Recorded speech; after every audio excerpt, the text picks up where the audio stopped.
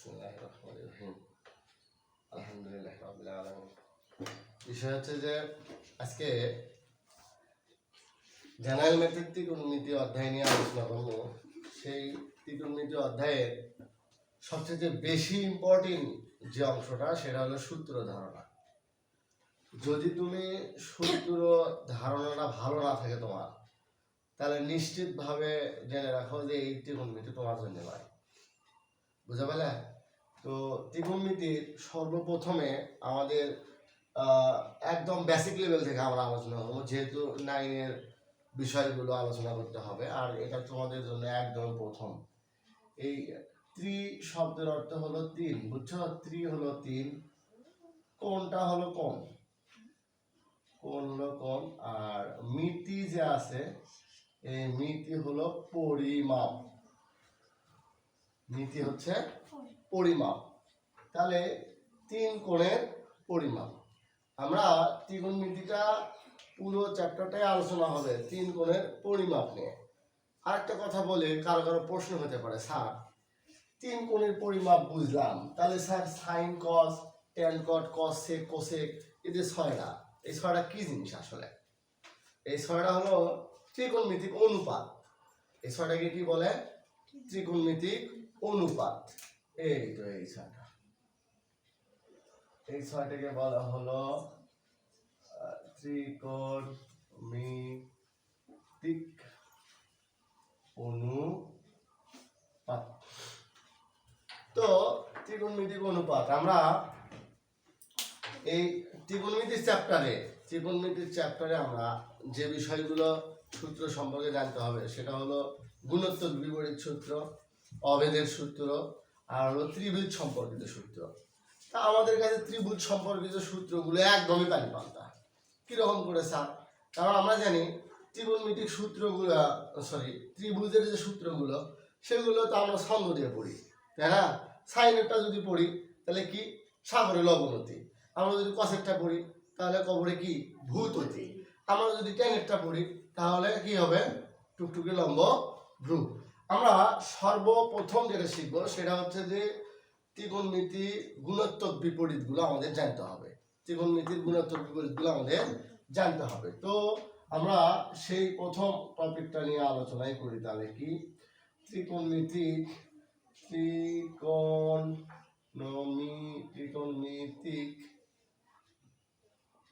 অনুপাতের ত্রিকোণমিতিক অনুপাতের গুণাত্মক বিপরীত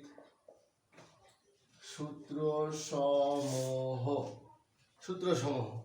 তাহলে 1 নম্বরে এসেই কিন্তু আমার পড়বে হচ্ছে সেটা কি? আমরা জানবো sine theta into cosec theta equal to হচ্ছে 1। Sine theta into cosec theta equal to কি হবে? 1। তাহলে 1 যদি হয়, দেখো তো একবারই কিন্তু আমি সর্বপ্রথমেই আমি কোসেকটাকে যদি রাখি তাহলে সাইনের পাশে যায় ভাগ হবে না। আবার সাইনটাকে যদি আমি রাখি তাহলে কোসেকটা ওই পাশে যায় কি হয়ে যাবে? ভাগ। এটা কোসেক থিটা। তাহলে সাইন থিটা সমান কি লেখা যায়? 1 কোসেক থিটা। আমি কিন্তু 2 নম্বরে 3 নম্বরে যাও বলতে পারি যে কি? Cosec theta equal to 1 sine theta. করা যাবে না? তো আমাদের মূল যে সূত্র সেটার সম্পর্কে আগে ভালোভাবে মুখস্থ করে রাখতে হবে। আমি ইন্ডিকেট করে দিচ্ছি, এটা হলো মূল অংশ। এই মূল অংশটাকে তোমার খুব সুন্দর করে মনে রাখতে হবে, তাহলে পরের দুটো এমনিতেই পারবে। কেমনে? কারণ তুমি তো জানো এটা দুটোর গুণফল 1 হয়, তাহলে একটা ওই পাশে গেলে ভাগ, পরেরটা রেখে পরেরটা ওই পাশে গেলে ভাগ। ঠিক সেম ভাবে সেম প্রসেসে তুমি আরো দুটো করতে পারবা। আমি এটা লিখে দিচ্ছি, এই দুটো বাসায় বসে করবা, সমস্যা নেই। আমি তো একটা দেখে দিচ্ছি যে পাশে গুণ থাকলে ও পাশে ভাগ। তাহলে আমি ঠিক সেম ভাবে 2 নম্বরের 1 যদি লিখি সেটা হবে কি? cos theta into sec theta equal to হলো 1। সেম ভাবে তোমরা 2 নাম্বার বাছাই করবা, 3 নাম্বারটা বাছাই করবা। তাহলে 3 নাম্বার অংশের আবার যদি 1 নাম্বারটা লিখি সেটা হবে কি? tan theta into cot theta, tan theta into cot theta equal to কত 1। ঠিক সেম ভাবে তোমরা করবা কি পরের 2 নাম্বারটাও একই ভাবে, এটা ওই পাশে পার করে দিয়ে কট থিটা হবে। আবার 3 নাম্বারটাও ঠিক সেম ভাবে কি কট থিটা রেখে ট্যান ওই পাশে পার করে দিলে ট্যান থিটা হবে।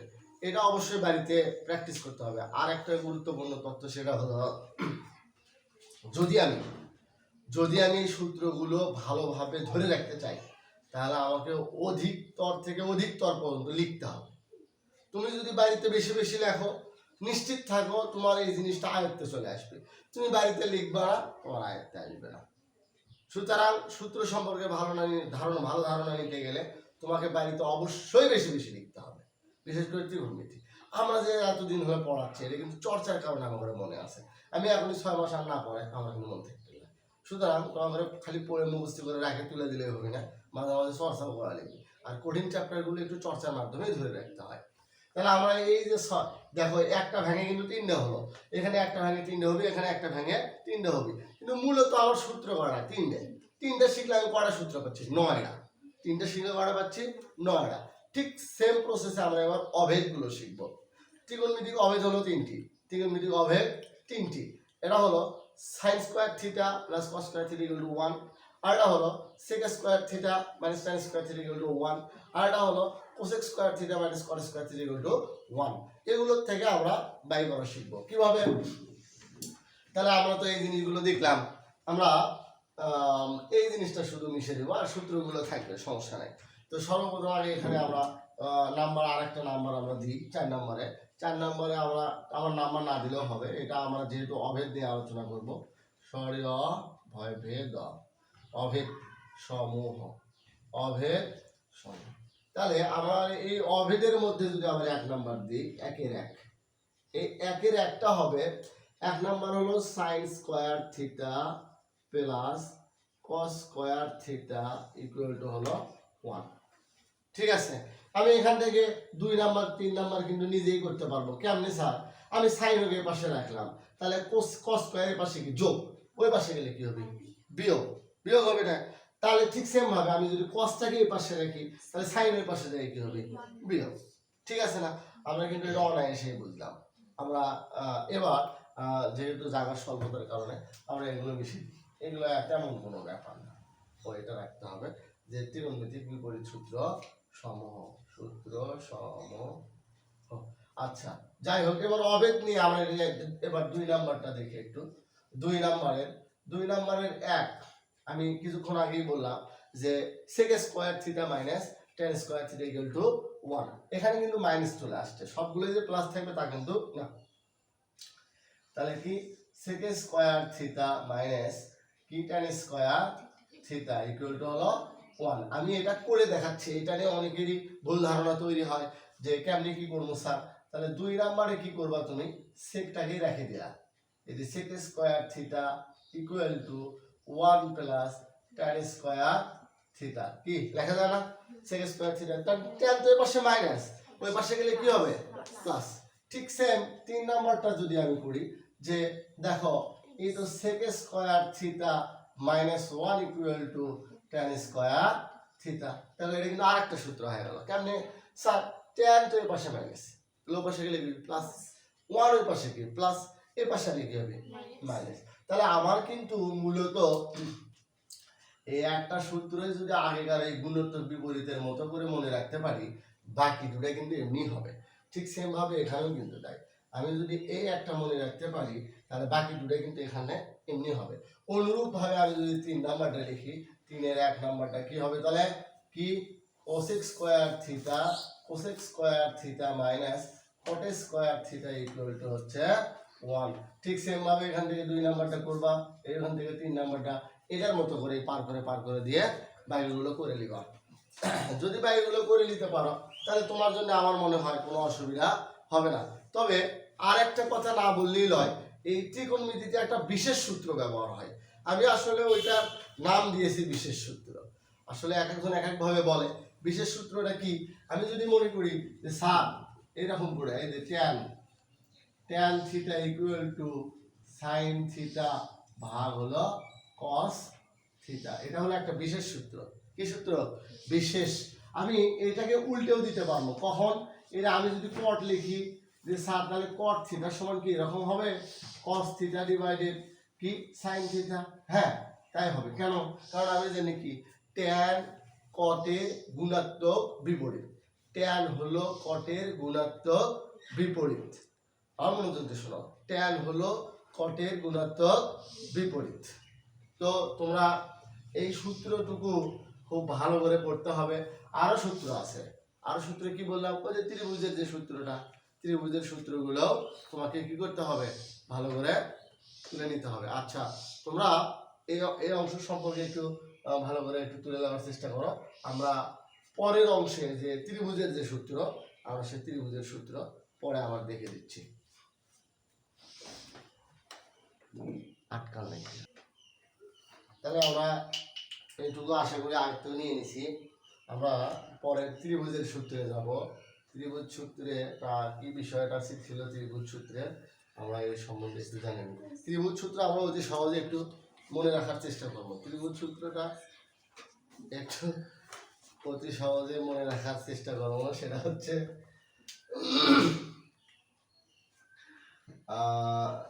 ত্রিভুজ ত্রিভুজ সূত্র। এক নাম্বার আমরা ট্যানের ক্ষেত্রে সাইনের ক্ষেত্রে যদি জানি তাহলে হলো সাগরে লবণ অতি। সাগরে লবণ অতি। সাগরে লবণ অতি। এই দন্ত স দিয়ে হবে হলো সাইন। দন্ত স দিয়ে হবে সাইন। আমরা সাইন থিটা সমান লিখতে পারি এটা লতে হলো লম্ব, লতে লম্ব আর অতিতে হলো অতিভুজ। লতে হবে লম্ব আর অতিতে হবে অতিভুজ। আমরা ঠিক সেম ভাবে বিশেষ সূত্রগুলো এগুলো তো দেখেই নিছি, তেমন কোনো ব্যাপার না। আমরা এইটাকে জাস্ট সাইনের গুণোত্তর বিপরীত কি শিখছি? কোসেক। তাহলে এখানে লিখবো যে কোসেক থিটা। এটাকে তখন লিখতে পারবো আমরা হলো অতিভুজ ভাগ হচ্ছে কত? লম্ব। এরপরে আসে আরেকটা বিষয় জানি আমরা, সেটা হচ্ছে কি 2 নাম্বার। 2 নাম্বার অংশের সূত্রটা হলো কবরে ভূত অতি। তাহলে আমি লিখতে পারি কবরে ভূত বানান ভুল হলো, ভূত অতি। হ্যাঁ কবরে ভূত অতি। তাহলে এই যে ক আছে, ক দিয়ে হবে কস থিটা ইকুয়াল টু আমরা লিখতে পারবো হচ্ছে ভূমি ভাগ অতিভুজ। এই যে অতি এলো সেই অতি। এরপরে আসে 3 নম্বরে আমরা যে জিনিসটা শিখবো সেটা হচ্ছে যে কি 3 নম্বরে শিখবো আমরা টুকটুকি লম্ব ভ্রু। এটা করতে একটু আসলে হাসি লাগে যে আমার টুকটুকি লম্ব ভ্রু। টুকটুকি লম্বা ভ্রু। টুকটুকির লম্বা ভ্রু। তাহলে এই টুকটুকির ট দিয়ে আসবে হচ্ছে ট্যান থিটা। ট্যান থিটা সমান আমরা লিখতে পারি লতে হলো লম্ব আর হচ্ছে নিচে আসে কি ভূতে হলো ভূমি। টুকটুকির লম্ব ভ্রু। আমরা ঠিক সেম পজিশন, আমরা ট্যানটাকে উল্টে দিতে পারবো কি আমাদের প্রয়োজনে। কট থিটা ইকুয়াল টু লিখতে পারি যে কি ভূমি ভাগ লম্ব। ঠিক সেম ভাবে আমরা এই কসটাকে উল্টে দিতে পারি। কসের বিপরীত কি সেক। তাহলে সেক সমান আমরা কি লিখতে পারবো? সেক সমান লিখতে পারবো হচ্ছে কি অতিভুজ ভাগ ভূমি। আমাদের এই সূত্রটুকু সম্পর্কে যদি ভালো ধারণা না থাকে তাহলে আমরা কখনোই আশা করা যায় ভালো কোনো ত্রিকোণমিতির সম্পর্কে ভালো ধারণা আমাদের তৈরি হবে না। এই সর্বপ্রথম সূত্র যে কটা আমি লিখে দিলাম এটা মনে রাখতে হবে। অনেকেই করে কি ওই যে ষড়ভুজ আকারের সূত্র মুখস্থ করবে চায়, আসলে ওগুলো টেকনিক দিয়ে কোনোদিন কাজে আসে না। তো তোমাকে ইম্পর্টেন্ট মেইনলি যে বিষয়টা সেটা তোমাকে মুখস্থই করতে হবে। আর ওটা মুখস্থি করতে গেলে তুমি এমসিকিউ এর সবচেয়ে দ্রুত কাজটা করতে পারবা। আর তুমি যদি মনে করো না আমি সরভুজ আকারে করতে চাই, তাহলে ওই সূত্র মুখস্থি না করে টেকনিক খাটাবে গেলে ওইদিকে তোমার এমসিকিউ এর সময়ই পার হয়ে যাবে। সুতরাং যে জিনিসটা যেভাবে মনে রাখা দরকার ওইভাবে মনে রাখতে হবে। আমরা সহজ টেকনিক শিখেছি যে সাগরের লবণতি, কবরে ভূততি, টুকটুকির লম্ব বরু, এইগুলো সম্পর্কে কিন্তু জানতে পারলে আমাদের সূত্রগুলো মনে থাকবে। আর এই চ্যাপ্টার থেকে উদাহরণের কিছু ইম্পর্টেন্ট অঙ্ক আছে। আমরা উদাহরণের কিছু ইম্পর্টেন্ট অঙ্কর কথা বলি। যেমন ধরো যে প্রথমে যেটা আছে সেটা হচ্ছে যে উদাহরণ 8, 10, 11, 12। আমরা এই চারটা উদাহরণ সম্পর্কে যদি ভালো ধারণা নিতে পারি, নিশ্চিত থাকো এই চারটার মধ্যে থেকেই তুমি 4 মার্ক কমন হবা। 4 মার্ক কমন হবা খুবই ইম্পর্টেন্ট। যেমন এর মধ্যে থেকে 12 নম্বর একটা প্রশ্ন, এই যে 12 নম্বর উদাহরণ 12 নিয়ে যদি আমি কথা বলি তাহলে একটু ভালো করে দেখার চেষ্টা করি। আমাদের পুরো প্রশ্ন তোলা তো সম্ভব না, আমি শুধু উত্তরটা করে দিচ্ছি। উদাহরণ 12 নম্বর, ত্রিকোণমিতি 9.1 এর উদাহরণ 12 নম্বর। কি দেয়া আছে? আচ্ছা, দেওয়া আছে হলো এরকম যে sec a, প্রশ্ন আছে sec a plus tan a equal to 5/2। এটা 5/ হলো 2। মান বের করতে বলছে, এটারই শুধু মাইনাস একটা মান বের করতে বলছে, এই জিনিসটাই কিন্তু এখানে মাইনাস, এটার মান বের করতে বলছে। তখন আমি কি করবো, যে এই টাইপের কোন সূত্র আমি শিখছি কিনা এটা আমার জানা লাগবে। হ্যাঁ, আমরা জানি এরকম সূত্র শিখছি কি, এই যে sec square theta minus tan square theta equal to 1। আমরা এটা কি আকারে শিখছি? অভেদ আকারে শিখছি না এটা? তাহলে অভেদ আকারে আমি লিখলাম। এখন আমরা এই অভেদের সূত্রটাকে আমরা বীজগণিতে রূপান্তর করব। স্যার কিভাবে? আমি যদি মনে করি a square minus b square, এটা পৃথিবীর মধ্যে সহজ সূত্র আছে, সেটা কি a plus b into a minus b. তাহলে কিন্তু আমি লিখতেই পারি যে কি sec square a plus tan a into আবার হলো sec a minus tan a সমান আমি কি লিখতে পারবো 1। এটা তো সূত্র হলো। এরপরে আমি কিন্তু এই কাজটা করতে পারি যে আমার কাছে প্লাসের মান কিন্তু দেয়া আছে, তাই আমি প্লাসের জায়গায় প্লাসের মানটা বসালাম, কিসেরা 5/2। আর এখানে আমার কি থাকলো sec a minus tan a equal to হচ্ছে 1। আচ্ছা, তোমরা এখানে বলো তো একটা জিনিস, যে sec a minus tan a তোমরা কিন্তু শিখছিলা যে সমানের এই পাশে যদি গুণ থাকে তার যদি আমি ওই পাশে লিখে তাহলে ভাগ হয়, আর সমানের এই পাশে যদি ভাগ থাকে তাহলে ওই পাশে যদি লিখে যায় তাহলে কি হবে? গুণ। তাহলে 2 এই পাশে কি আছে? ভাগ। ওই পাশে লিখলে কি হবে? গুণ। তাহলে 1 গুণন 2 ভাগ, এই 5 এর পাশে গুণের সাথে ওই পাশে যায় হবে ভাগ। অনেকেই এটা বলে যে স্যার এই পাশে ভাগ আছে, আমি ওই পাশে পাল্টে দিয়ে লিখে গেলে উল্টে যাবে। হ্যাঁ, ওটাও ঠিক আছে, যে এই পাশে পুরো অংশটা ভগ্নাংশ, আমি যদি ওই পাশে নিয়ে যাই সমানে তাহলে ওটা উল্টে যাবে। হ্যাঁ, ঘটনা ওটাও সত্য, সমস্যা নাই। তো আমরা এখন অতএব লিখতে পারি sec a minus tan a equal to 2 আর নিচে হলো 5। এটাই আমাদের অ্যান্সার। এই অঙ্কটা তুমি যদি এটা পারো তাহলে তুমি কি পাবা? তাহলে তুমি ওই তো 25 নম্বর অনুশীলনীর যে উদাহরণ অনুশীলনীর যে 25 নম্বর অঙ্ক আছে, ওই 25-এর ক নম্বর অঙ্কটাও পাবা। এটা যদি পারো তাহলে অনুশীলনীর 23 নম্বর অঙ্কটাও তুমি পাবা। তার মানে একটা উদাহরণ শিখে আমি পাচ্ছি হলো কত? 25-এর ক নাম্বারটাও করতে পারছি আমি, আবার 23 নাম্বারটাও করতে পারছি। তাহলে আমার সুবিধা হয়ে গেল, আমি 2 মার্কের একটা অঙ্ক আমি শিখে ফেললাম এবং অতি সহজেই শিখলাম। আচ্ছা, আমরা উদাহরণের আর একটা অঙ্ক করব আশা করি।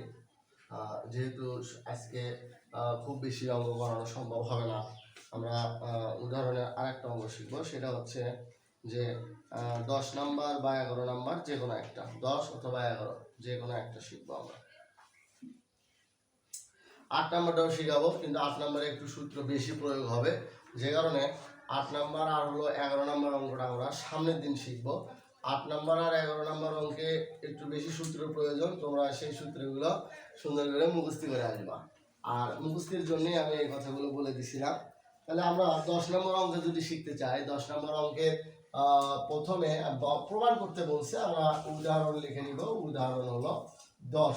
আর একটা ইম্পর্টেন্ট কথা বলে রাখি, যদি আমি 10 নম্বর অঙ্কটা বুঝি তাহলে আমি অনুশীলনীর 19 আর 20 নম্বর অঙ্ক অনায়াসে করতে পারবো, একদম হুবহু। 19 নম্বর অঙ্ক আর 10 নম্বর অঙ্কের মধ্যে কোনো তফাৎ নাই। এখানে যে সিম্বলগুলো দেওয়া আছে ওইখানেও সেই সিম্বলগুলোই দেওয়া আছে। আমি LHS তুলি, অর্থাৎ বাম পক্ষ কি আছে, রুট ওভার দেওয়া আছে 1 minus sine A divided 1 plus sign A। এটা হলো আমাদের মেইনলি ম্যাথের অংশটা। তাহলে আমরা এখন যে কাজটা করব সেটা হচ্ছে এই টাইপের যদি দেখি যে কোনো একটা ম্যাথের মধ্যে এরকম কি আছে, রুটটা পুরোটার উপরে দেয়া আছে, পুরোটার উপরে যদি রুট দেয়া থাকে তাহলে ওই রুট না তোলা পর্যন্ত তো আমরা কিছু করতে পারবো না। আমরা ওই রুটটাকে তোলার জন্যে নিচে আছে কি পুরো অংশটা প্লাসের, ওই পুরো অংশটাই নেব, কিন্তু মাইনাসের সেটা উপরেও গুণন নিচেও গুণন। আমি লিখলে আমার কথাটা আরো ভালো বোঝা যাবে। সেটা এরকম 1 মাইনাস সাইন A, এটা তো আগেই ছিল, এর সাথে আমি করতে চাইলাম কি 1 মাইনাস সাইন A, এটা উপরে নিলাম এই অংশটা। আবার ঠিক সেম ভাবে নিচেও ওই টাইপের একটা অংশ নেব কি 1 প্লাস সাইন A, আমাদের এটাই ছিল, আমাদের এটা আগেই ছিল, এরপরে এর সাথে নেব 1 মাইনাস সাইন A। আমি এখন বলতে পারি তোমাদেরকে, দেখো তো যে আমরা এর আগে শিখে আসছিলাম, যদি কোনো ভগ্নাংশের লব ও হরকে একই সংখ্যা দ্বারা গুণ করা হয় তাহলে কিন্তু সে ভগ্নাংশের কোনো পরিবর্তন হয় না। তাহলে সেক্ষেত্রে আমরা এটা তো একই হলো যে একই জিনিস দ্বারা উপরে গুণ করছি নিচেও গুণ করছি। তোমাদের বোঝার টেকনিকটা হচ্ছে স্যার আমি কি দিয়ে গুণ করবো, প্রশ্ন এরকম। গুণ করার টেকনিক হলো নিচে যদি প্লাসের থাকে তাহলে মাইনাসের টাতে উপরেও গুণন নিচেও গুণন, যদি নিচে মাইনাসের থাকে তাহলে প্লাসের টাতে উপরেও গুণন নিচেও গুণন, ঠিক আছে। এরপরে এসে আমরা করবো কি, এখন আমরা অনায়াসে কিন্তু দেখতে পাচ্ছি, আমাদের সচ্ছল চোখ দিয়ে দেখতে পাচ্ছি, এখানে দেখো এখানে A মাইনাস বি আর A মাইনাস বি কিন্তু দুটো একই জিনিস, তাহলে কিন্তু আমি এখানে লিখতেই পারি 1 minus sine A whole square, লিখতে পারি না। আর নিচে কিন্তু A plus b into A minus b, আমরা কিছু সূত্র শিখি A plus b into A minus b, কিছুক্ষণ আগে শিখে আসলাম পৃথিবীর মধ্যে সবচেয়ে সহজ সূত্র A square minus b square, এইটা হলো A square minus b square, square minus b square. এবার আরেকটা জিনিস শিখে আসি, উপরেটা ওইরকমই থাকবে 1 মাইনাস কত সাইন হোল স্কয়ার ডিভাইডেড, নিচে আসে 1 এর উপর স্কয়ার করলে তো 1 ই হয়। তাহলে আমরা কি এই টাইপের একটা সূত্র শিখছিলাম, দেখো তো এই তো মনে পড়ে যায় কিনা, দেখো তো sine square theta plus cos square theta equal to কি শিখছিলাম 1, এটা শিখছিলাম কিনা বলো। তাহলে আমি কিন্তু এখান থেকে লিখতে যদি পারি 1 মাইনাস সাইন স্কয়ার থিটা, অর্থাৎ সাইন যদি ওই পাশে পার করে দিই তাহলে কিন্তু কস স্কয়ার হচ্ছে, মানে এরকম। অনেকে আবার এটাও বোঝে না যে আমাদের কস স্কয়ার থিটা ইকুয়াল টু হচ্ছে 1 মাইনাস সাইন স্কয়ার থিটা। তাহলে কিন্তু আমি অনায়াসেই বলতে পারি যে কস স্কয়ার সমান এই পুরোটুকু সমান হলো কস স্কয়ার থিটা, এই তো যেটা আমি এখানে লিখলাম এই তো কস স্কয়ার থিটা, ঠিক আছে। এখন দেখো আরেকটা মজার বিষয়, আর দুটা লাইন অঙ্ক হবে সম্ভবত। এখন আমি করবো কি, এই স্কয়ার আর রুট তুলে দিলাম, স্কয়ার আর রুট কি করলাম তুলে দিলাম। তাহলে এখন এই জায়গায় কি পাবো আমি 1 মাইনাস সাইন থিটা ডিভাইডেড কি পাবো কস থিটা। এখন আমি জানি এটা যদি লসাগুর মতোই কাজ করে থাকে তাহলে কস একবার 1 এর নিচে আসবে, কস একবার সাইন এর নিচে আসবে। তাহলে কিন্তু আমি এটা এভাবে লিখতে পারি যে 1 divided cos theta minus sine theta divided cos theta, তাই না? এরকম করে লেখা যায় না? অবশ্যই লেখা যায়, কারণ এটা তো আমি লসাগু বলে আবার এটাই ফিরে পাবো। আমরা কিন্তু গুণাত্মক বিপরীতের সূত্র শিখে আসলাম কিছুক্ষণ আগেই, 1 ডিভাইডেড cos 6 থিটা সমান হলো sec থিটা।